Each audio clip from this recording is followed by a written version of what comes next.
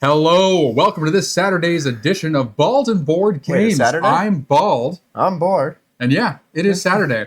And so you know what that means, campaign games, except you're wrong, because we had a chunk of Kickstarter games coming in. If you watched our videos last week, if you joined us last Saturday, you saw us unbox and go through the rulebook and playthrough of Moon Rollers, as well as doing an unboxing and rulebook rundown of Andromeda's Edge. Well, today we have another game that we're going to be doing an unboxing, rulebook rundown, and playthrough of, and that is Worms. Woo, woo, woo, woo. All right, and here we go with the rulebook rundown of Worms, the board game. You want to take all the cards though? Oh, you want those? Yeah. Probably need those. Prep everything, yeah. Yep. I just have this off the side anyway. We'll grab this stuff out. With little dice and stuff, I'll grab out in a moment. Yeah, that's easy. Okay. Worms, the board game. And it's your first time watching one of our rulebook rundowns. It's essentially a how-to, but instead of our structured how-tos that we have done for other games that say how to play, you're literally going to be watching us go through this rulebook and learning how to play at the same time you watch these are learning how to play, and we'll set up and run through. All right, so the contents goes over the worms. So gird your loins, grow a spine, and prepare yourself for war. These worms are ready to kick some dirt and itching to give you all the mayhem you can handle.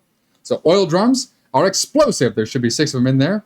Supply crates, collect these. They have goodies inside. Mines, step on them, you'll regret it. The danger flipper, which we have a token flipper, but we will be using the actual coin. So that'll go trashed. All right. The danger flipper. This is flipped to work out the terrible fate of your worms when they do something stupid. Fire. It just says hot. Accurate. The reference cards help a reminder of some of the more common rules. 1 for each player, and 1 for each thing and token in the game. Cool. Those are those big ones. Right. Yep. The wind dial shows which way the wind is blowing. Just pop the wind spinner into the center to indicate direction. Nice. And then you got a little pointer that'll go in the middle of it. The map tiles. The bit everything stands on. Each tile has 4 or 5 land hexes, water hexes. The bit everything sinks in. We still call these water hexes, even if it's lava or slime. Things still sink. That says 4x. So this, FYI, because as I'm glancing at this, this is for the base version, the content count. Yep. Because we have 6 tiles. That only says 4 map tiles, plus we have all the expansions on top of that. Oh, interesting. So this... Maybe it's 4 different kinds of map tiles. No, that's not what it says. So that's 2 extra for the extended version, plus you have the expansion on top of that. There's more here, too, of the regular ones. Okay, so it's probably... So it's 4, so it's 10. So there's 6 additional add-ons, probably from the... Probably for the collector's edition. The collector's one, which doesn't say here. Yeah. Collector's, so... Because this says 16 worms times 4. Yeah. Which we have way more than that. So clearly this rulebook is for the base game, which they didn't really need to duplicate it for the regular one. That's fine. Weapon card. Sorry. You're good. I wish, just in hindsight, that they would just put in parentheses to be like, collector's edition. Yeah, but if you have more, you're not going to be freaking out. It's only if you would have less that you'd be freaking out. True. So, the weapons cards, you'll be using these to eliminate the other players. See page 11. So those are all the ones with the bluish background. Yes. Purple, blue. And on there, of course, has title, super weapon / starter, has a symbol, starter symbol. For other ones, I guess, right up right-hand corner, probably. Card action, yada, yada. There's right there. drop cards. So each supplies and hazards that drop throughout the game. So drop cards are, I think, the white ones. Yep. Yep. Yeah, it says drop right on them. Oh, perfect. Then you have sudden death cards. If you are struggling to destroy each other, you will enter the sudden death phase of the game, which should hurry things along. Oh, no, so these are the sudden. Okay, drop cards are green then. Nice. So the supply, a mine, okay, which cool. makes sense. So things are dropping onto the map. Nice. Then you have your dice, of course, rolling when something goes in a random direction. You'll be re-rolling those dice. So those are the ones we had out earlier, which I'll grab in a moment here, right now. Why not? Just grab a bunch of these. I don't know how many of these we need, but those are dice. And then we have the target tokens. Just help you to keep track of what hex you are firing at, and whose turn it is. And we have the craters. These tokens show where you've been blasting large holes in the map. Boom! Cool. It's just a boom. Huh. Yeah. So yeah, fire, craters. And you have more of those for Classic this Delios. expanded edition here. All right. Okay. So you want me to read this up? You want to play it out? Let's do So it. it gives you an example here of the setup. I'm going to read it out, and Steve's going to start setting it up. Here we go. If you're setting up your first game, go to page 14 and follow the instructions there. The youngest player is the first player during setup, blah, blah, blah, blah. We don't So listen to this. create the map. So place the wind dial onto the table. Boom. Then, starting with the first player and going clockwise, take it in turn. What? Then, starting with the first player and going clockwise, take it in turn to place a single map tile. They're definitely English. Hilarious. So you're going to go in clockwise order to play map tiles. Map tiles must be placed touching either the wind dial hex or an already placed tile by joining one or more edges together. This means the map will be larger if there are more people playing, as there will be more tiles used. So we just start with 2 tiles. Interesting. So let's go like that and like that. Sure. Yeah. Actually, we might be able to just do it in this Zoom. Yeah, we can. There we go. Boom, boom. What does it say about that? So that must be a 4-player game? The map tile is number 2. So if you're playing a 2 or 3-player game, so generating landscape, instead of the map is shown, the map tiles and things are marked 2 and 3 can be removed entirely. Which of those? So that it would just be 2 tiles. Okay. boom, yeah. If you're playing a 2 or 3-player game, respectively, we'll only use 2 worms each for this first bubble. Whatever, not doing that. Okay. All right. So for 2 players, confined map. So next we're going to collect. For each player in the game, collect the following: 4 worms in one of the available colors, 1 oil drum, 1 mine, and 1 spot. Okay, so we need 4 worms, and we need the color tokens. So any 4 that you want, and any 4 that I want. You want to draft? Yeah. Well, I don't think the actual worms matter. I think they're just Doesn't matter to me. cosmetic. You can give me. I'll just take. It's fine. We can do it. No. Where's Hadouken? I want Hadouken. I don't know what that means. The guy who looks like he's doing a little Kamehameha blast thing. Oh, the Street Fighter guy. Yeah. Is this him? Nope. I didn't hear him. No. No, he has like a little thing in front of him, like a little. Oh, right there. Right there. Yep. Hadouken.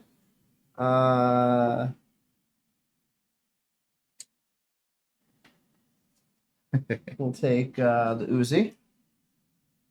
I'm gonna go with the pirate. I'm gonna go with the harpoon, I'm gonna go with the holy hand grenade. and then we'll go with Jimmy Neutron jetpack. Okay, and I'm gonna go with the samurai. All right. Super Now good we have all person. these other worms. We don't know if we're gonna be using them or not. We'll find out. I don't believe so. What color do you want? I don't care. Green, because green's behind you. Yep. 3. There's 1 more green. All right. Maybe there's. There it is. Mhm. Boop. And I got one blue, so I guess I'm blue. 2, 3. Where is the other blue color? We get 1 of each resource. You fell into there. Of course you did. Here we go.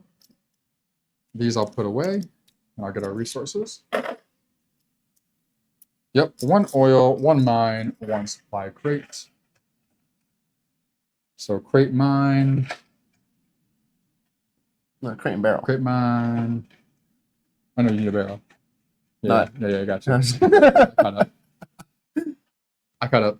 I'm good. I'm here. Hello. Crate and barrel. Oh. Maybe. Where's it at? Almost. Got it? Nope, that's not it. Where's the round thing?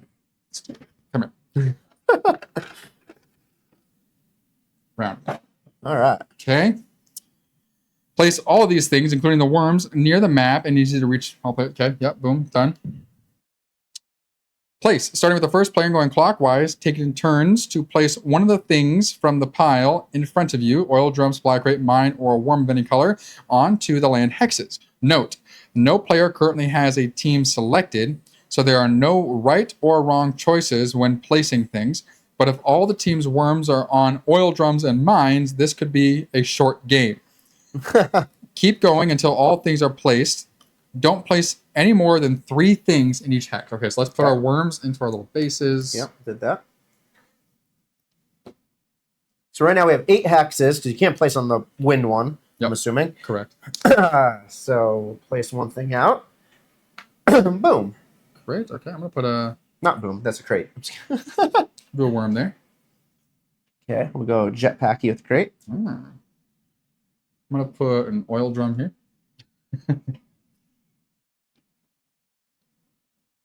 Do a little Hadouken there.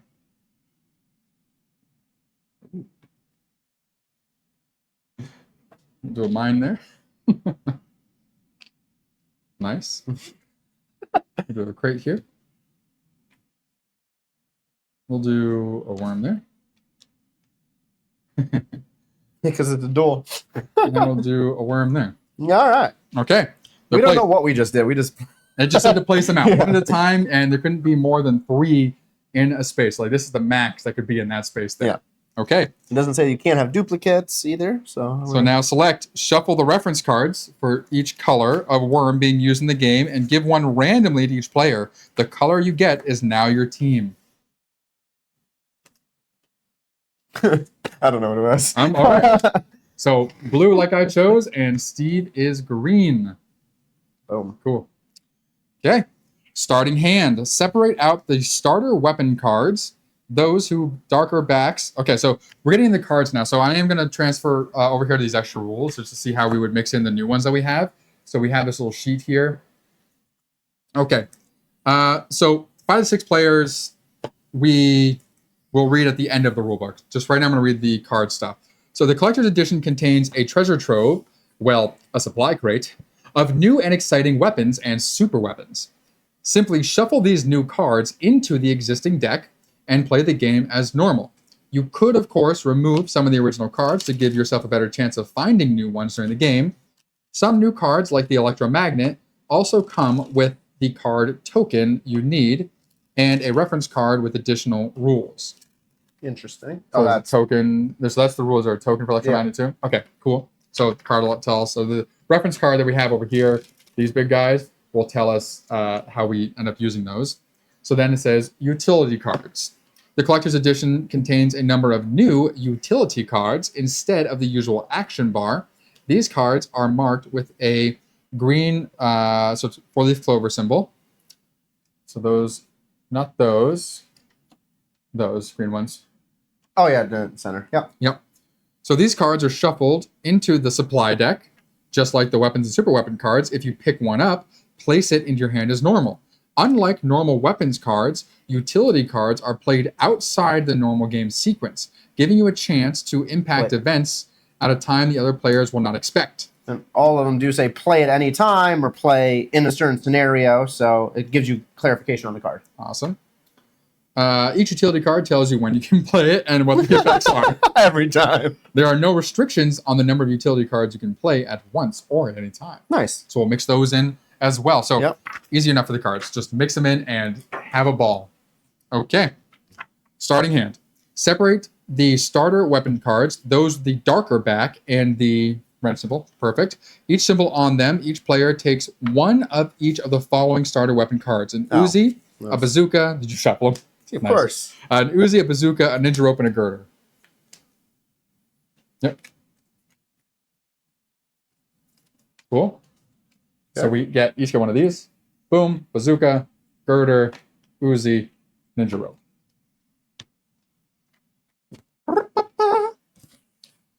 Shuffle each of the remaining starter weapon cards and deal one to each player face down. You should now have 5 starter cards. So we get a random additional starter weapon card. This is your starting hand of cards. Keep your cards secret at all times until you play them. Don't give away any nasty surprises you have planned. Well, I'm showing more for now. Yeah. So, boom. Good. Okay. The decks. Create the supply deck. Shuffle all the non-starter weapon cards together and place them in a pile face down in easy reach of all players. Now? This is the supply deck. So, you want to give me the starter cards? I'll just put those back in the box for now. Unseen, of course. We added the green cards in here as well. And those are the super ones we can add in too. Are those going to this set as well? Did you get to that symbol yet? Yeah, it says right here. It says right here. New and super weapon cards. Those are the super weapons. Oh, cool. Yeah, so just shuffle literally everything together. What's nice, so pretty much anything that has the same back, shuffle together.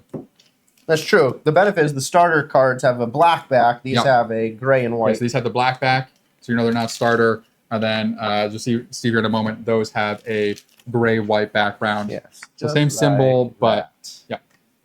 And awesome. These have their own backgrounds as well. Yes. Okay.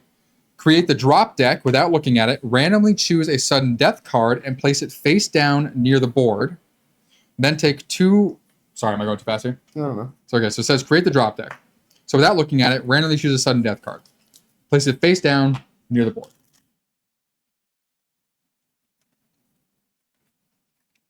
Good, no rush. Boom, cool. Then take 2 random drop cards per player. So it's going to be a total of 4 for us. Add another 2 drop cards. Okay, so 2 more. Then, because it wouldn't have been 3, for us it just works out as 3 per player, but if you're in 4 people, it would have been 2, 4, 6, 8, and then plus 2 more. That's why it's doing that way. Okay. Yeah. And then shuffle them together before placing them face down on top of the sudden death card. This is the drop deck. So, that sudden death card. The last one you're going to get to. Isn't that the sudden death? Those are the sudden death cards, aren't they? No, these are... Go back to the first page. Yeah, these are the sudden... Oh, so these are the supply... Wait. Yeah, those are supply cards. That's the drop deck. Oh, we'll go on top of this that card. one we'll Got just it. get rid of. Yeah. So what it's setting up is if you go through all those supply cards, then the supply deck is essentially your timer for the game that you were looking for. And then you get to sudden death, and that just says, okay, this is what's happening through the end of the game. I imagine. Yeah. So we have 6 cards with a white card underneath. Boom, boom, Got boom. it. Makes sense. Awesome. Finally, return the remaining drop cards, sudden death cards, starter weapons, yada, out of the box. They will not be used in the game, so I'll just take those to the side here. Go ahead, move more there. You're fine over there. Oh, fine. Okay. Because we're going to reset when I actually play, right? Determine. Yeah. Why? We're going to need to. We don't know what else is going to happen in all these instructions that we're actually going to walk through. Okay. Turn first player. Each player checks the reference card, and the player with the lowest number in the bottom right corner, usually blue, takes the target token. Oh, shit. Give me that. Yeah, so we'll do a reset when we do the actual play. That way we can do that. Cool. The player then rolls a die until they get a numerical value and sets the wind direction arrow on the wind dial value. Boom. So that's a 2. Boop. Get right at all of my people. Amazing. All right. And then the first player with the target token will now take the first turn of the game and are ready to play. So, Steve, take it away. How do we play? Just wing it. No. Just worm it. Just worm it. All right. Worms is played in turns. Whoa. Like every other game. No way. With each player moving their chosen worm, picking up weapons, using them to wipe out the other teams. The game ends 1 round after a player is eliminated, at which point the player with the most worms standing wins the game. Nice. Starting with the player holding the target token, players take turns 1 at a time clockwise around the board. During a player's turn, they are considered the active player, and they will choose the active worm. Whenever we refer to you or your worm, we're referring to the active player. A turn structure. There are 8 parts in a turn structure. They will follow the same order of actions. Okay, so we would actually go through the actions. It's not random. You go straight through. So number 1 is activate a worm. Okay. Choose any of your worms to be the active worm. If you have no worms left, you ain't playing. If the chosen worm is in the same hex as a supply crate, remove the crate and draw a card from the supply deck. Nice. It says general rule here, if 2 or more effects are triggered at the same time, the player whose turn it is may choose the order of resolution. Nice. Okay. Second, heal a worm if damaged. If your active worm is damaged, which means laying on its side, place it upright to show that it's now back to full health and fighting fit. 3, inch or jump. During this step, your worm may move in a couple of different ways, inching or jumping. See the box out opposite over here. It's just the way it was worded. For more information, we'll get to that in a second. Yep. And then you can inch or jump again. So here's how to move. Inching, move a worm from a land hex to an adjacent land hex. Jumping, choose any hex within 2 hexes of the worm's current hex, then move the worm to that hex, ignoring the intervening hex. So you ignore what's in the middle. Mm-hmm. Then scatter the worm, which will tell you what that means later, which means you could end up in water. Moving. When moving a thing, simply move it to the indicated hex. Many terrible things can happen during a move. So be sure to check the reference for each thing that's in the hex you are moving to. So if you move into a mine, destroy the mine and flip the danger flipper, which is this little thing right there. And down. Safe. If it lands on safety side up, which is what he just had right there, the mine is a dud. Otherwise, it explodes. If you land in a space with fire, exact same thing. So fire would be one of these tokens right there. Exact same thing. You flip it. If it lands safety side up, nothing happens. Otherwise, your worm gets damaged, which means you put it on its side. So if I was here. Moving into a supply crate. The worm's player draws a card from the supply deck, adds it to their hand. Place the supply crate back into the pool at the side of the map. So you'll be able to continue using it later on. And then moving into a full hex. If it already holds a maximum of 3 things, and you have now completed your move, a hex has 4 more things in it. Choose a worm in the hex to prod, which means knock back. It's like poking them. Yeah. The worm. So pretty much you're going to move that worm out of the hex. Yeah. So it sounds like we're going to need these supply of the supply crates, mines, and barrels. So I'm going to take. There is an example on the board, but Nick just gave you a demonstration as I explained. Yep. Option 5. So now after you've activated a worm and you've moved and activated anything in that hex, you may play a weapon card. You may choose to play a weapon card from your hand, completing the actions on the card by reading across the action line.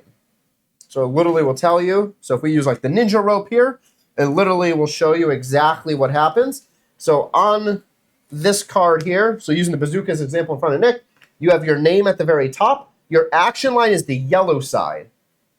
So after playing this card, this is the first symbol you would resolve because it's the leftmost on the action line. Okay. You have the card's text down below for how to resolve. So for a bazooka, this would mean choose a target direct hex, roll accuracy, and then blast the hex.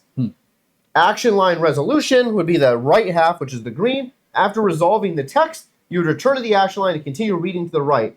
In this case, you would now resolve the arrow symbol, maybe moving your worm 1 hex or going for a jump. So you just kind of follow it in order. So you'll just go here, down to the thing, and back up. So it's kind of like a V. Yeah, so I think that's the attack for whatever you're doing. And then that green arrow means you can, I guess, move on. Yep. So the green, any arrow, not to say in green, but if there's an arrow, it means the worm may inch or jump. If there are multiple arrows present, you can do it multiple times. Oh, then there's this symbol here. That symbol there means play another weapon card from your hand, so you can stack it. Cool. And then the symbol in yellow on both of those cards means resolve the text. Oh, so that's text. Cool. That makes sense. All the text must be resolved in order, and all the text must be resolved before moving on to the next action in the action line. Cool. Once it has been fully resolved, discard it into a discard pile off the board. Number 6 is end turn. There are some triggers that activate on the end of turn. Do those at that time. And then number 7 is draw a drop card. So draw the top card of the drop deck. So that is this deck here. A big old deck. Nice. Resolve the text on the bottom. No, the drop deck is this. Wait, that's the supply. Wait, so that means there's only 3 turns in this whole game? Till sudden death hits. Interesting. I mean, you could probably end up house ruling that and add more turns if you wanted to. Probably. So where do you do? So supply crate, you draw from the supply deck. Which is the white one. Yep. Which is this one. That's a lot of cards for a supply deck. A lot of weapons. A lot of randomization. True. This can play for up to 6 people. Oh, it's true. So for step 7, you're going to draw out of this deck the top card, resolve the text on the card from top to bottom. All the text must be resolved in order. We'll draw it because we're not actually playing a game. So electromagnet. So place a supply crate in the emptiest hex, which would be this one here. Place an electromagnet in the same hex.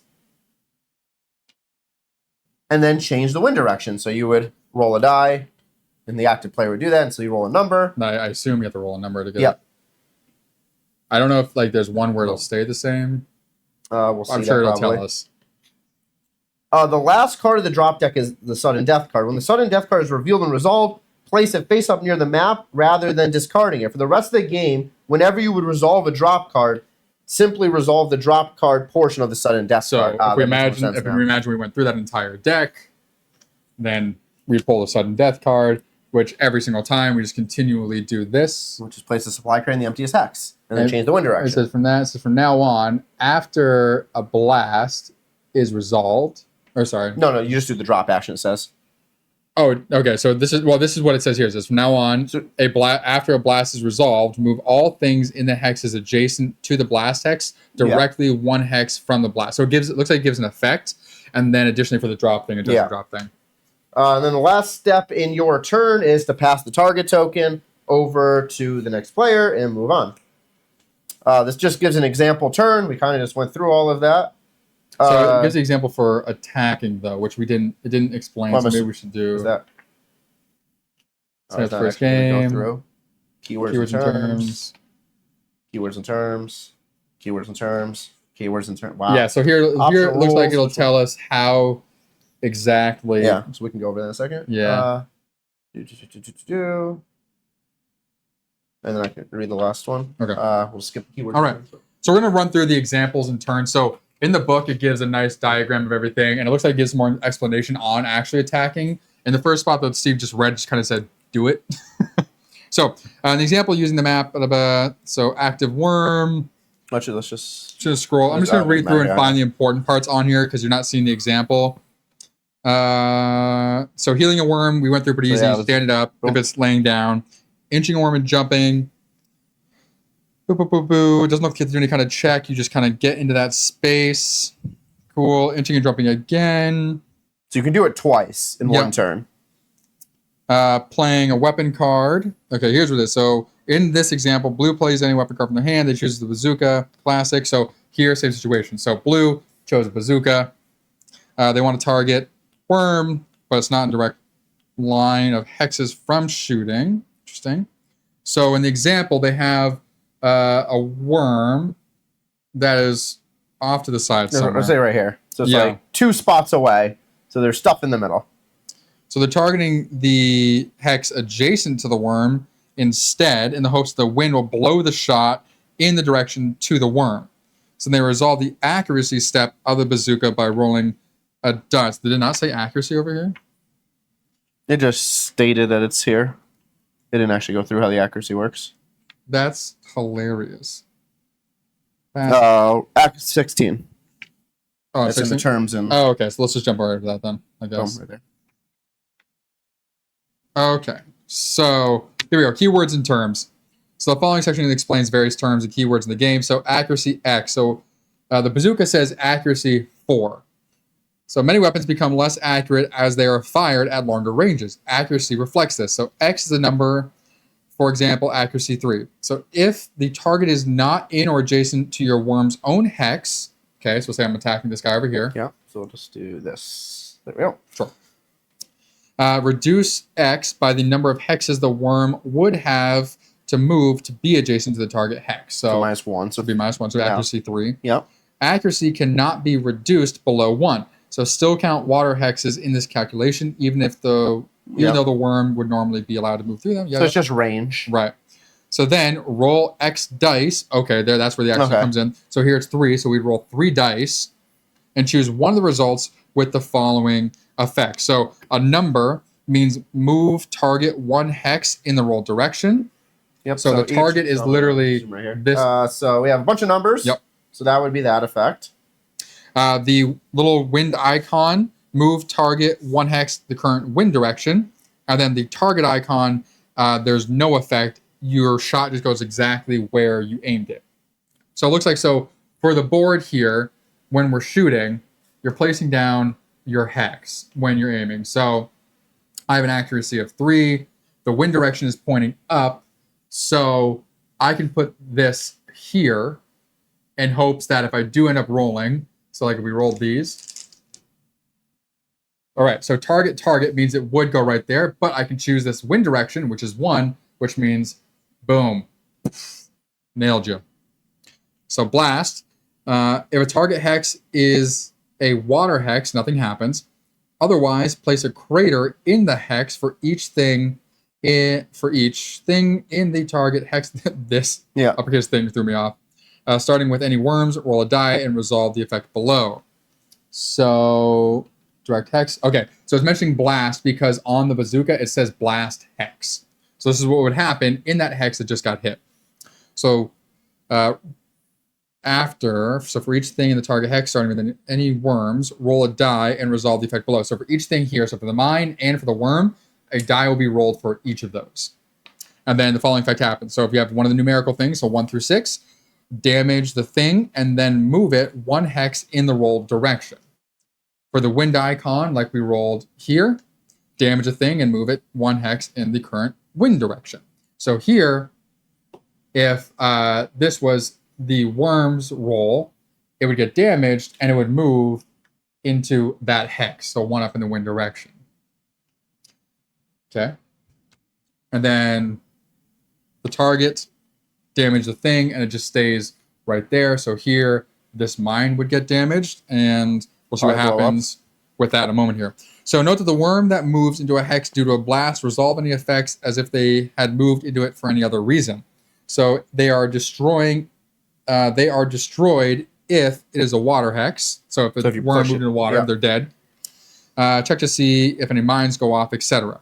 So if there are multiple things in a target hex, the effects are resolved in order of your choice, but all worms are affected before any other things in the hex. Okay, so worms, then stuff. Change wind. Okay. Crater. So craters are a thing that are immovable and indestructible unless an effect specifically allows it, such as the girder card. Yep. Okay. Essentially bridging that gap. Yep. So on the here's the crater. So on the girder card, it says literally target owner adjacent hex, remove a mine, fire an oil drum, or a crater from the hex. Cool. If there are ever 3 craters in a hex, destroy everything in that hex, including the craters, then place a water hex there. Nice. So you can just take it out from under. Then I'll let you continue because this was an area you were going to read originally. No, I was reading the next page. Oh, wait, okay. Yeah. So damage. So when a thing takes damage, what happens depends on what it is. So a worm. If a worm is on a full health standing up, it is laid on its side to show that it's now damaged. If a worm is damaged already, that worm is destroyed. Remove it from play. If your worm is damaged during your turn, finish resolving your weapon card text. If you have played one, then immediately skip to the end turn. Oil drum. So when an oil drum is damaged, destroy the oil drum, then roll 5 dice. For each direction shown on the die, treating the target as the hex containing the oil drum, okay? And the wind as wind direction, makes sense. Damage all things in those hexes, then place a fire in each. Nice. So duplicate rolls are not resolved multiple times. Okay. Cool. Damn, so that could be like, that thing blows up. It could just, bah. The mine, boom! Destroy the mine and resolve a blast in the mine's hex. Remove it from play and put it back in the pool, the side of the map. So this would get damaged, so there would be a crater that's now there because the mine blew up. Destroyed, remove it from play and put it back in the pool at the side of the map. So if supply crate gets destroyed, it's just destroyed. Yep. Destroy. When a thing is destroyed, it is removed from play and put back into the pool at the side of the map. If all the players' worms are destroyed, the player is eliminated. And then we have direction. So direction. There are 6 directions the game is shown in the wind dial, 1 for each face of the hex. Use the numbers of the wind dial as reference for moving things, e.g. when scattering. Whenever a wind symbol is rolled when determining direction, treat it as if it were the result matching the current wind direction. We've been over that. Wind direction at the beginning of the game, you set that. Whenever you are instructed to change wind direction, roll a die to resolve the results below. So roll 1 to 6. You turn the needle. These just don't change. Wind doesn't change. Target, wind doesn't change. Danger flipper, we've been over, is just flipping such. So it looks like whenever the blast happens, you change the wind. And then like similar on these cards too. So that card changed wind direction. There was these as well. Yep. It says change wind direction. Cool. So that's pretty much how attacking works. Boom, just creates crater. So just follow it. Also, it's all on here too. So your little reference card you have. So you have your player turn order on one side in the color. It shows targeting. And then it literally goes through accuracy, blast, changing wind, damaging, everything right on this card. So if you're confused as you're playing, just take the reference card, follow it, top to bottom. So one thing that I mentioned, did I mention scattering back here at all? It tells you where to look when it said scatter. See page 20. That's what I'm going to next. Is that where you go, Chase? Okay, cool. On to the last little bit, and then we're going to get jump in. Yeah, so scattering. So when something needs to scatter, meaning the target hex or thing, roll a die and resolve the effect. So if you roll a directional number, or you roll a number 1 through 6, move the target or thing 1 hex in the rolled direction. Okay. If you roll the wind symbol, move the target or thing 1 hex in the wind direction. So again, so if I roll a 6, 6 is the number 6 here. So it would go 1 space in that direction.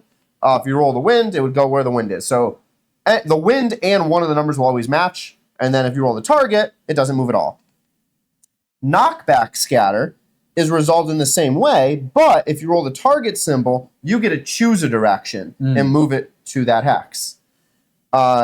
This means the thing never stays in a hex during a knockback scatter. So on the front page there, when did it say scatter? That was moving. The bottom thing here. Move into a full hex. So if there's 3 already there. Oh, because it can only ever be 3 things. Yeah. Got so it. that Cool. specifically is a knockback scatter. I'm assuming some of these cards will say otherwise. Actually, here, jump. So choose any hex within 2 hexes, then move the worm to that hex, then scatter the worm, meaning you can end up in a water. So if you want to jump here, specifically that. Oh, so it's like when you're shooting, you still it's like that's not your target spot you're going to jump to, but you could end up. Yeah, because you're jumping and wind can activate it. That's fine. So again, sudden death. After all the drop cards have been drawn, you have the sudden death card, and you have some new rules. The super weapons are shown by a little symbol in a yellow title bar. The card will tell you what happens. Moving on to the last thing, we already know what all these are. This is what I want to glance over real quick. And then some of that we don't care. Nice.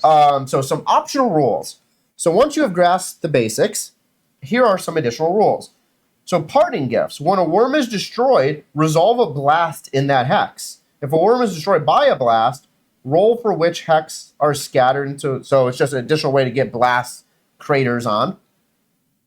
There's a true elimination rule. When a team is eliminated, it does not trigger the end of game. The game ends only when all but 1 player have been eliminated. I like that better. There's a sudden death draft. Nice. During game setup, before building the drop deck, shuffle the sudden death cards, deal them equally to all players, discarding any extra cards. Each player chooses 1 of the cards, then shuffle the chosen cards and choose 1. I like that.